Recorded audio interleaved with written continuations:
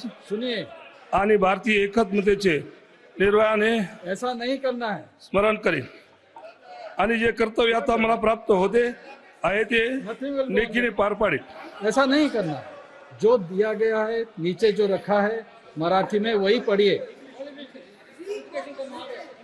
मराठी मराठी नहीं, it is something else.